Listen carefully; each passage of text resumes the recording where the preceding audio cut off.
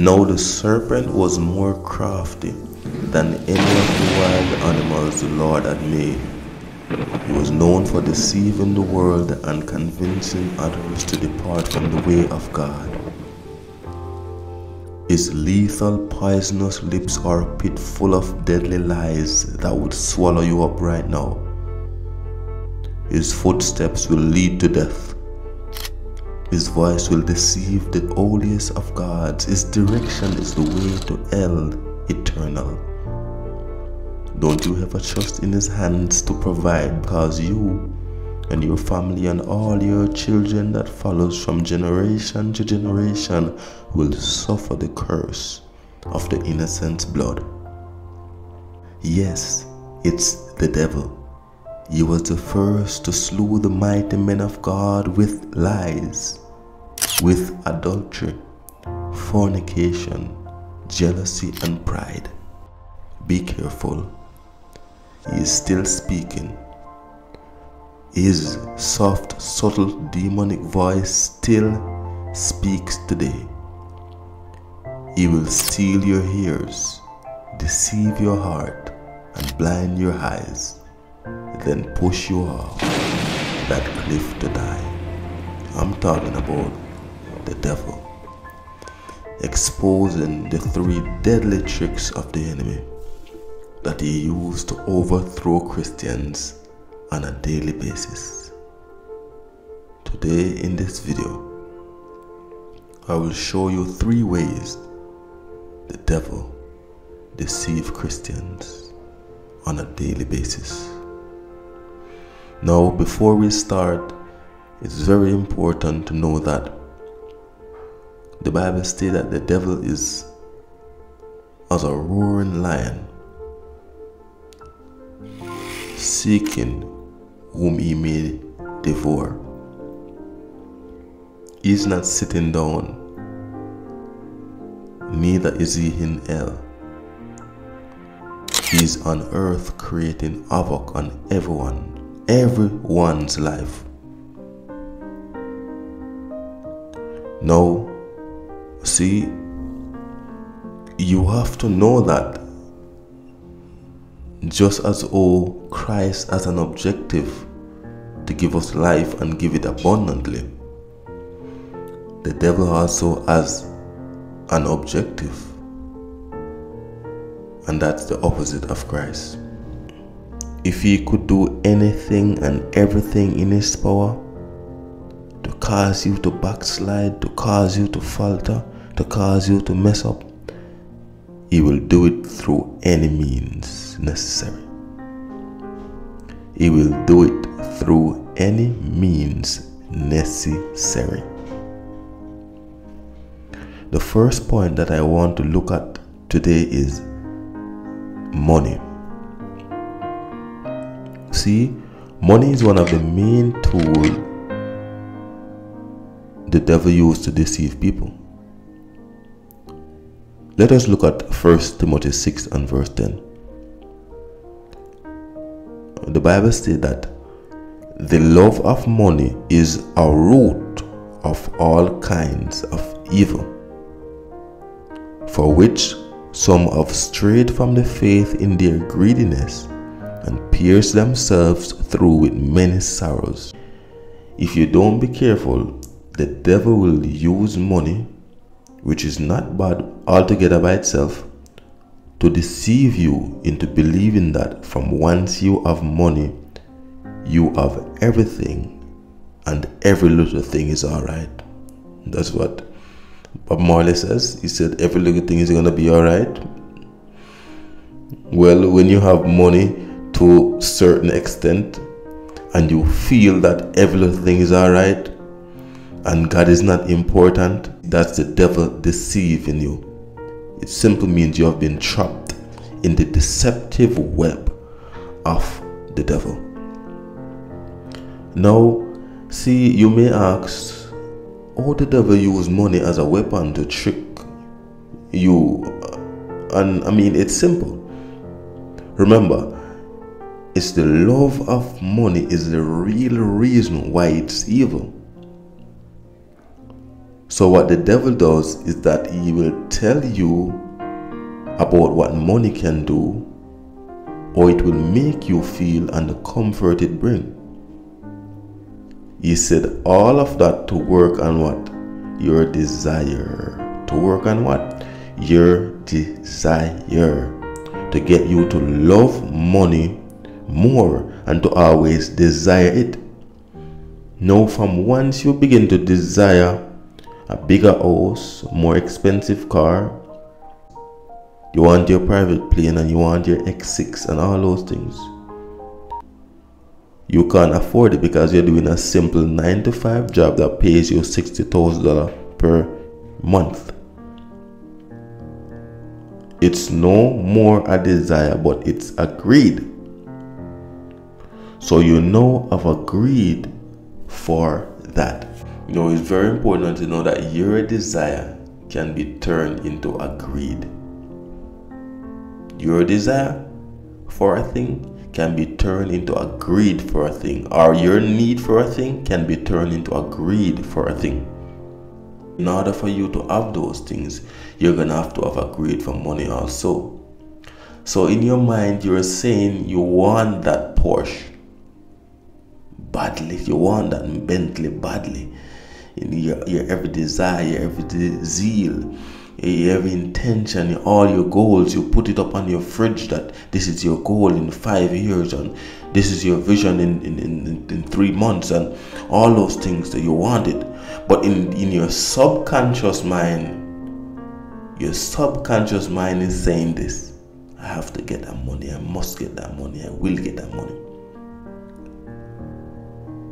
Now, you may ask, so what's wrong with money, with having a desire for money and all those things?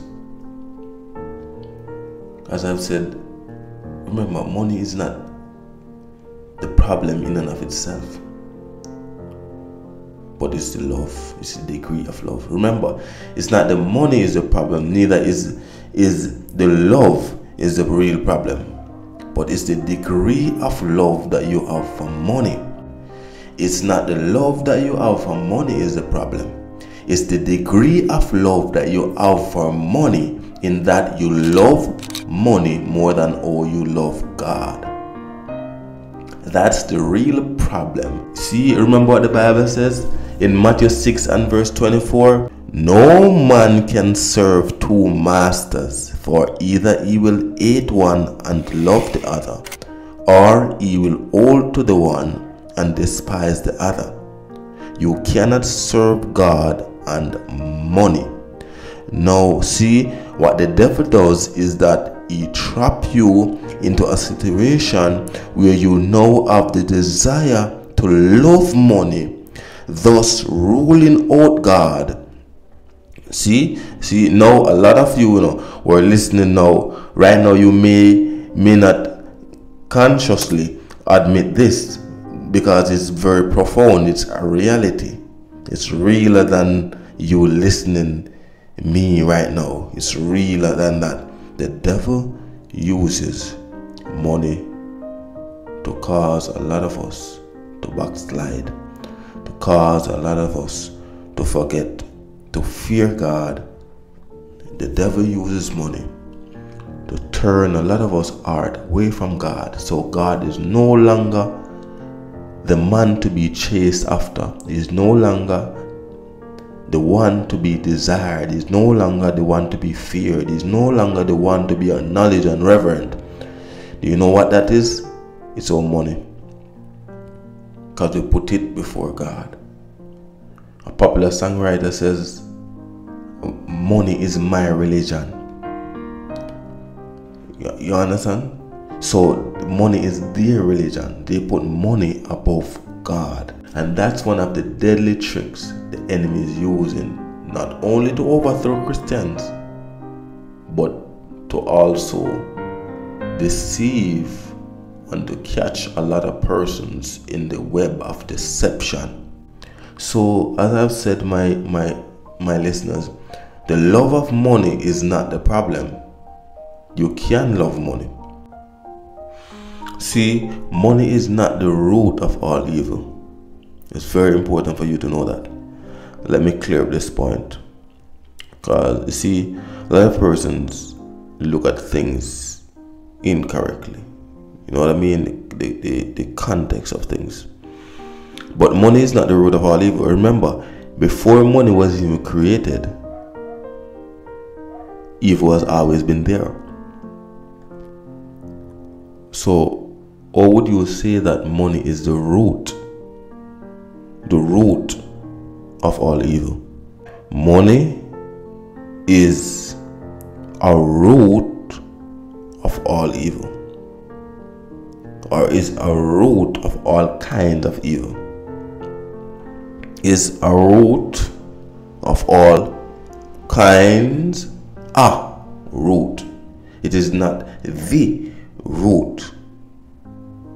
You understand what I'm saying? Because the evil exists long before the use of money. Do you love your car? Some people love their car, especially if it's very expensive and it's something that a lot of people want. They love their car. While to some people it's just a piece of iron. It's just metal. If you love your car, you love your car because it makes you look rich, it makes you carry you to work, it offered you the convenience, right? The comfort, the warmth, the feeling of being on top. Yes, it brings you all of that, love it. But do you love it that much so that you love it more than God? Some of you would say yes, some of you would say no. That's the same thing with money. Now, you can love your car and love God at the same time. Right? Yes or no? It's the same way. You can love your money and love God the same way. But you love God more than you love your money. So, it simply means then that it is the degree of love. It's the higher level. Because you all know that love has a level, right? There are more than one levels of love. There are more than one types of love. So it's the love that you have for money that exceeds the love that you have for God.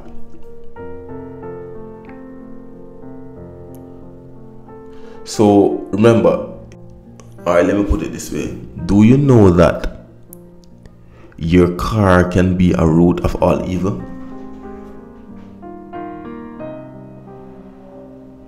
Do you know that your oaths can be a root of all evil? That's why the Bible said the love of money is a root. The more than one root of all evil. Did you know that your workplace can be a root of all evil? So what I'm saying is that because you love the money above God, the degree of love that you have for God is way less than what you have for your money, for your house, for your car, for even your dolly that you have on the side. It's very important to take that into consideration, that we put God first and not our money, because this is a trick that the enemy is using. Now, my second point is about sex, and the evil lust thereof. See, in this contemporary world where ladies are basically dressing naked most of the time, it can be very, very hard for Christian men like me or like others listening not to look and not to lust. I'm not saying though if you look or see a half-naked woman that means you are lusting, because you know by now that you can be looking at someone who is naked and not necessarily lusting at that person. You know that, right? Right. But the majority of men generally does. And that includes me. Yeah. I get fall into that trap at times. Sometimes I seriously have to catch up on myself. Probably I should have said the enemy can use women as a means to cause men to lust.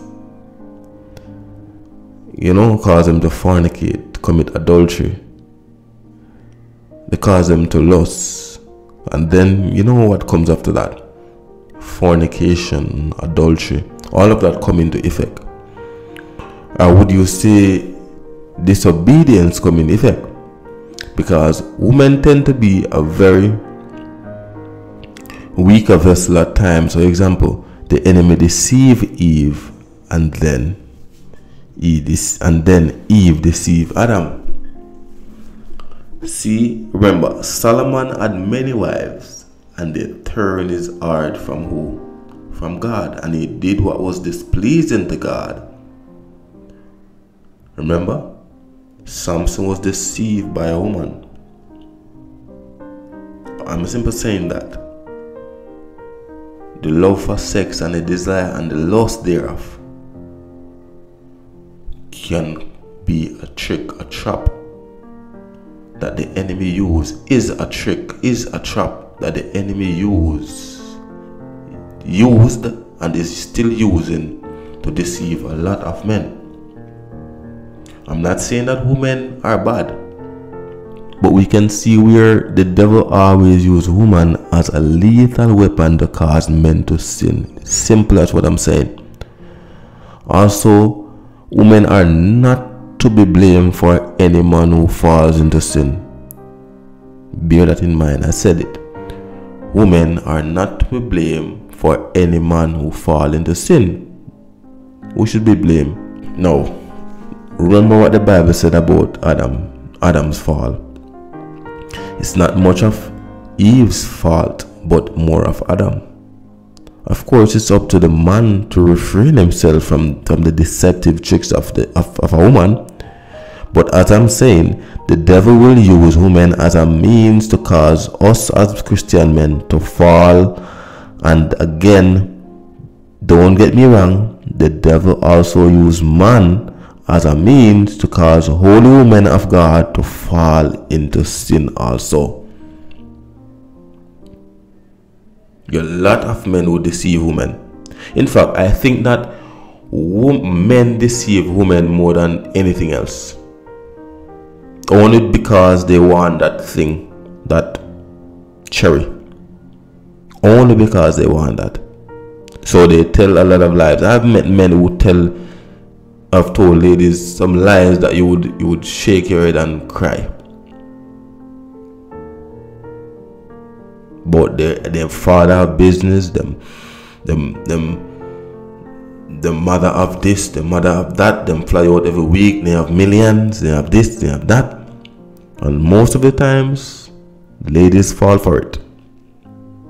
Not knowing that the only thing the men want is that cherry.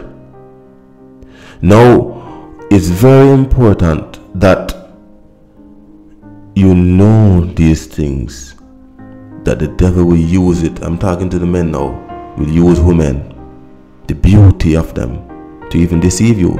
You see that, whoa, look at that girl, she's so brown, her skin is soft like lotion, whoa, what a dolly. And then in 2 seconds, you go to bed with her. Then you realize that it's like you've been to hell. I'm talking about the devil deceiving us. Whoa! This is what the young lady said. I like him. He has 6-pack. I like him. He's so muscular. I love him. I love when he touches me. I just love his lips and the way he walks and his bow legs. Oh my God. But as I'm telling you, the devil infiltrates people to do those things. He uses people, or he deceives you through people. Now you have to be vigilant in that regard. The Bible says we must walk circumspectly. Let us look at another point here, where the Bible is talking about the lust of the world and the pride of life. This is another deadly trick of the enemy that he used to overthrow young women of God, young men of God, persons who have not yet given their life to Christ. He used those things to deceive us. Do you all remember the story of King Nebuchadnezzar?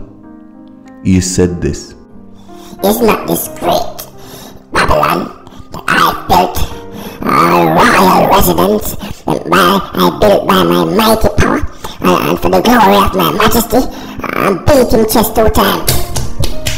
It's not. This Babylon that I built in my great majesty.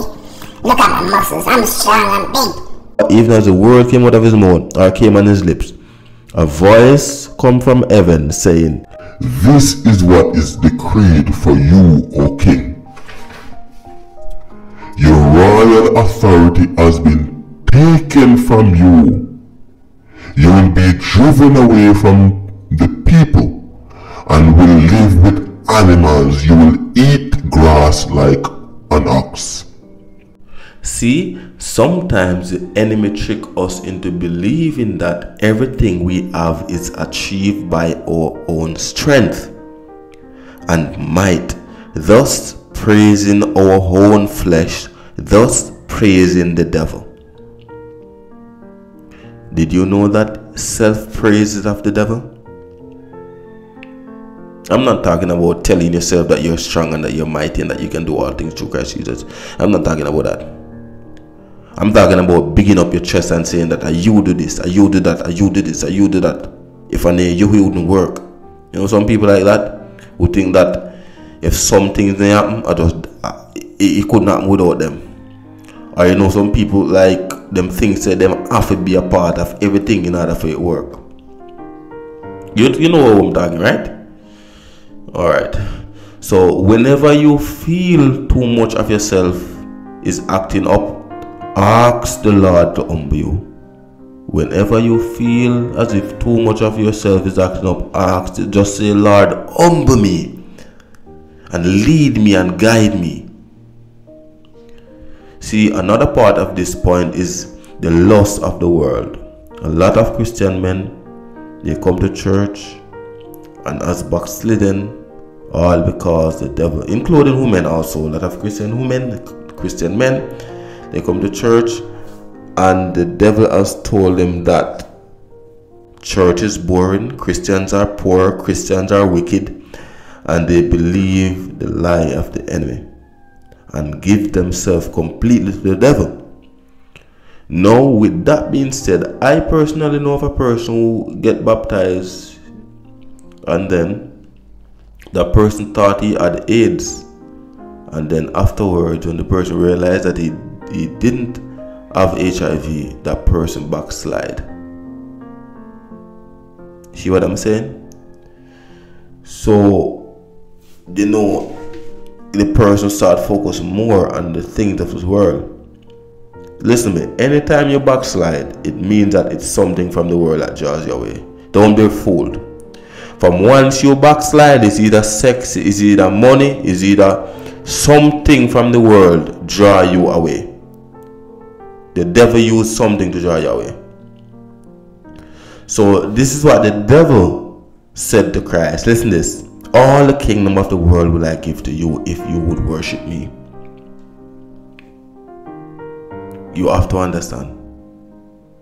The devil will do anything in and of his power to deceive you and to trick you into believing him in everything he does, just to get you to follow him. He's not going to come in front of you. He's going to come through people. He's going to come through things. The lust of the world and the pride of life. He will use those things to let you think that you are on cloud 9 when you're not even on cloud 0. If you know what I mean. You as Christians have to open your eyes and be on the alert as to the work of the enemy and what he wants to do to destroy your spiritual life. Now, I know I touched on the story of King Nebuchadnezzar, but it's very important that you know for yourself, that you inspect yourself and know and ask God to humble you and to open your eyes to see what the enemy is doing, so that you can stand firm and pray. Now, with all being said, I want to say thank you for tuning in. Thank you for being a part of this ministry. I wanted to share this message with 20 people or more. I want you to subscribe and like this video. And I want you to continue to listen and support this ministry of God. Have a blessed day.